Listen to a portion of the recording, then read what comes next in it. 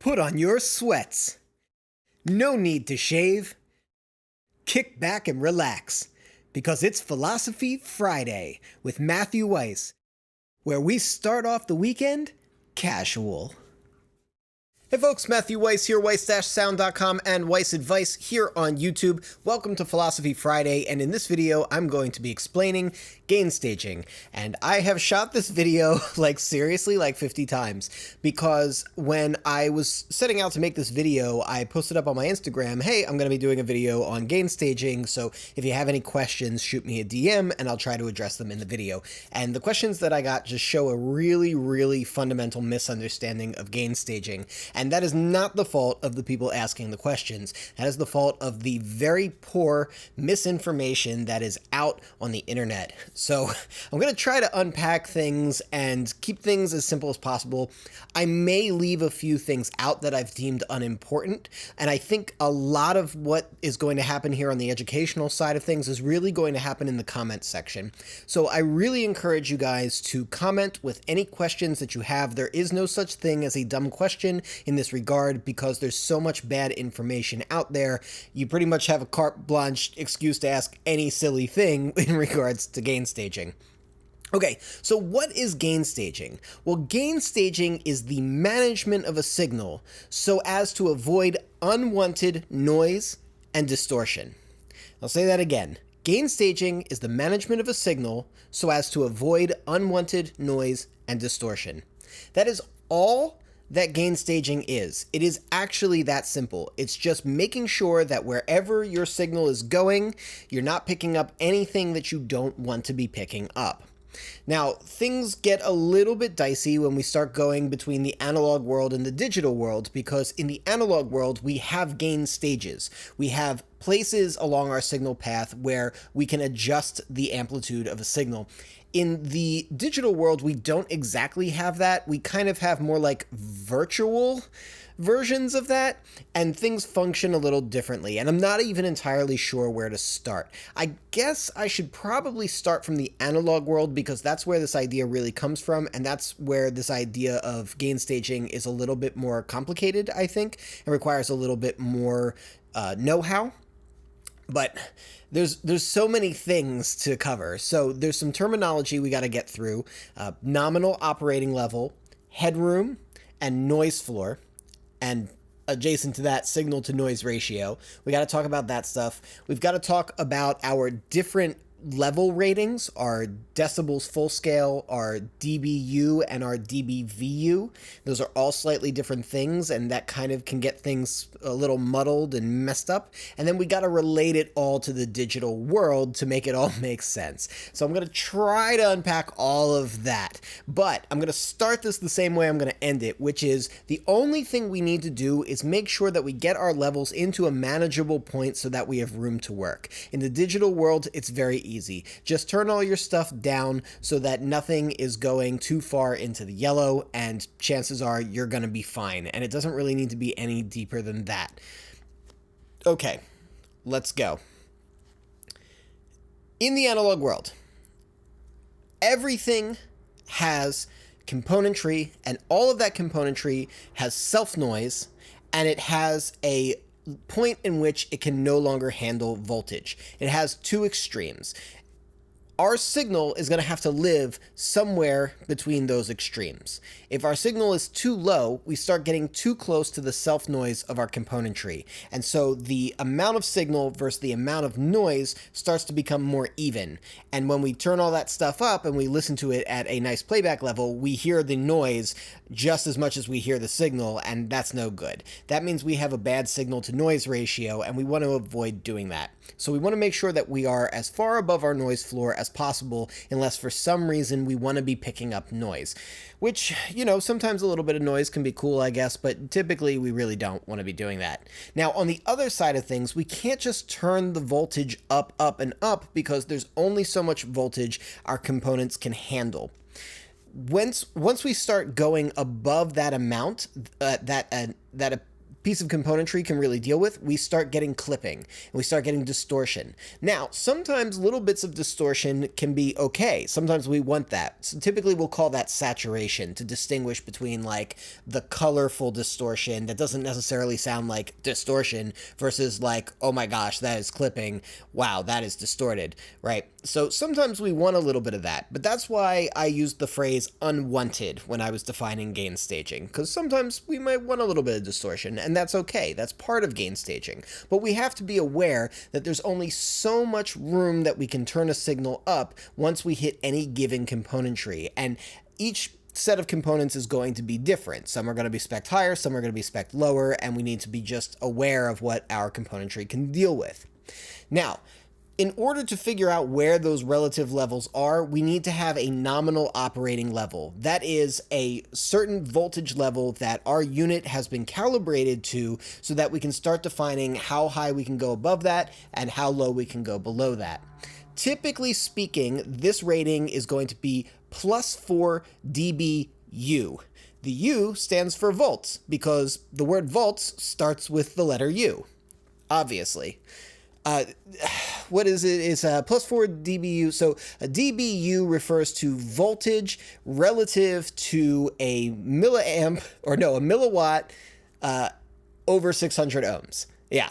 But basically it's a measurement of voltage RMS specifically.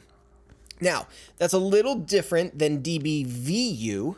dBVU stands for volume units, and volume units are an arbitrary calibration. That's the thing that you see on a VU meter, the little needle that's swinging and you've got them all over the console and everything like that, or on your device. Those can be independently calibrated to whatever dBu you want, but typically a calibration, standard calibration, is going to be 0 dBVU equals plus 4 dBu, because that is the most typical standard calibration for professional audio equipment. Most of the equipment that we use, the nominal operating level will be plus 4 dBu. Once we've got that nominal operating level, then we can start getting our specs. We can start saying, okay, here's where the noise comes in. The noise comes in at minus 80 dBu.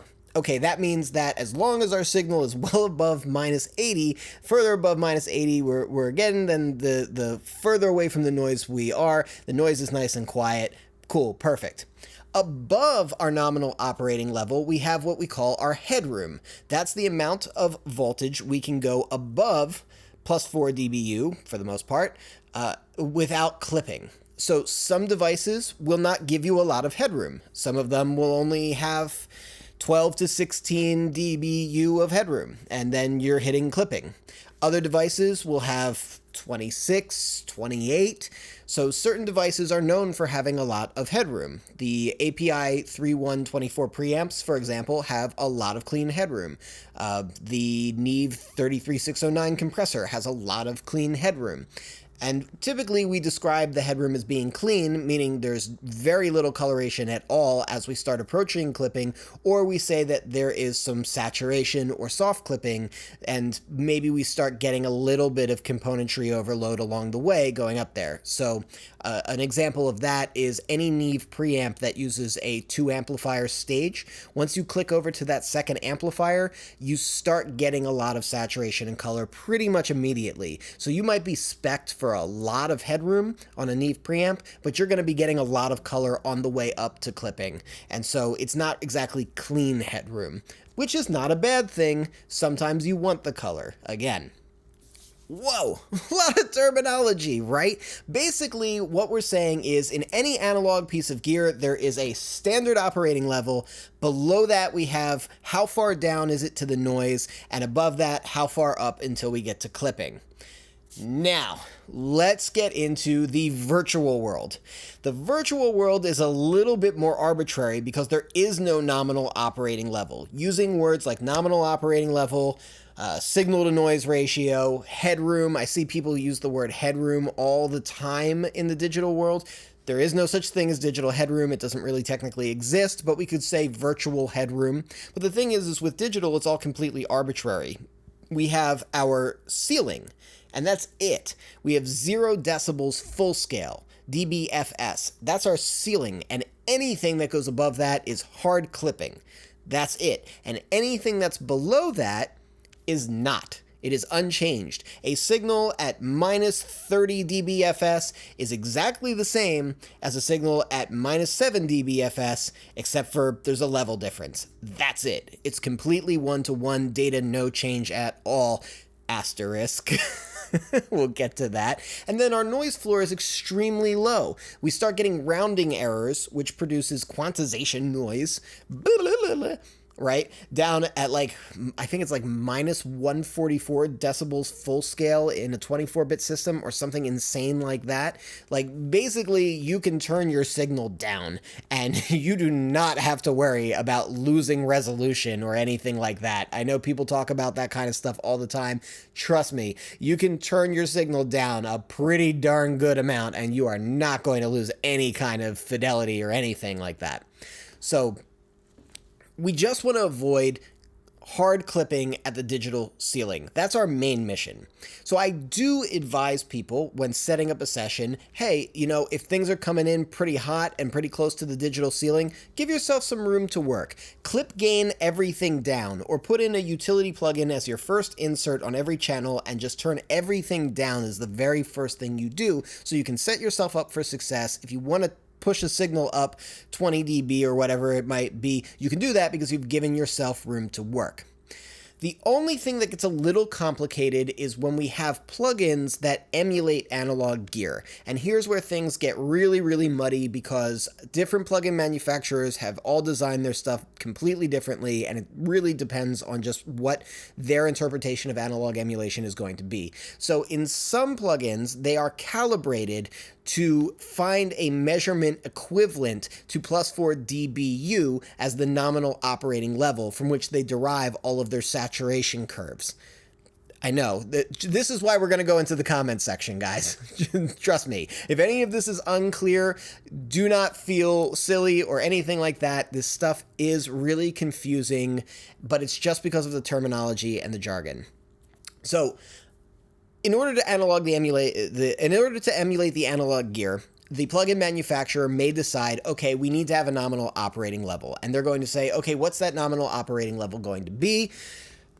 I don't know. It's arbitrary. It's digital, but we got to pick something. Well, as it turns out, most converters are spec'd somewhere between minus 18 decibels full scale to minus 22 decibels full scale yields plus 4 dBu in the analog world. In other words, if you export a signal from your computer at, I've got Lynx Auroras, they're spec'd minus 18 dBFS. If I have a minus 18 signal and I pipe it out through the Lynx into a standard calibration for a VU meter, it's going to hit that 0 on the meter. It's going to be running at nominal operating level, which is plus 4 dBu. There's our standard calibration. And so for a lot of gear manufacturers, plugin manufacturers, they're deciding arbitrarily minus 18 decibels full scale is going to be where we're going to put our nominal operating level for modeling our saturation curves. And so whatever's coming in there, that's what it's based off of. Yikes. But not every manufacturer is going to do that. So you may have one plugin that's sensitive to your level, you have another plugin that's not. This is why, again, I advise just turn everything down so that you're generally speaking below the yellow or just tapping into the yellow, and everything is going to work the way that you want it to work no matter what plugins you're using. And it's fine. And it's just going to be easier because you're going to be able to gain ride and turn things up and turn things down and have big old 20 decibel boosts or whatever on your EQ. Give yourself room to work, and it's great. It makes life better. Okay, one other thing that complicates things a little bit too is 32-bit floating architecture. Now, here's a place where I'm not clear. I don't know if plugin manufacturers adjust their nominal operating level for analog emulation based on whether or not the architecture is floating or fixed point. I have no clue. I don't think it works that way. I think minus 18 is minus 18 is minus 18 no matter what your architecture is, but I'm not positive. That said, when you are working at 32 float, you don't have to worry about clipping your ceiling, which is nice because sometimes even if you have nice levels coming in, everything comes together at the mix bus and might produce some overs, and that's a drag. But that said, most most DAWs still run an internal summing engine that is a floating point. So you can always, if you are clipping at the end, you can always just throw on a trim plugin or something like that, and it will be fine. You will eliminate that clipping. I personally prefer to work 24-bit because I have seen it many times, and I believe I am capable of doing this as well, where I clip at 32, but I don't hear it because I'm working at 32, and then I export at 24, and suddenly there's clipping in the export. I don't think I've ever done that, but I've certainly seen it done, and I could certainly see myself doing it by mistake. But again, let's cap all of this off by saying none of that matters as long as we give ourselves room to work right at the beginning of our mixdown session. Alright guys, I know that this has been a longer video than usual, and I know that there has been a lot of complicated jargon and a lot of ideas that might be pretty foreign to you. Like I said at the beginning, some of this is going to have to take place in the comment section. I'm happy to answer any questions, clear up anything that I discussed, and, you know, I want to hear from you guys what you're doing with gain staging, what it means to you, what you think it means. I think people put a little bit more emphasis on the importance of gain staging, or don't put nearly enough emphasis on the importance of gain staging. It's one of those things, if you get it wrong, it's a problem, but in general, it's actually really easy to get right. All right. Whew, I gotta stop talking. Alright guys, if you dig this video, hit that like button. If you like what I'm doing on this channel, hit subscribe with the bell notification so that you can get notified. If there's anything that you'd like to see discussed, or if there's anything that's a question that I could answer, as I said, drop something in the comment section below. And lastly, we are musicians, sound is our instrument, and I will catch you next time.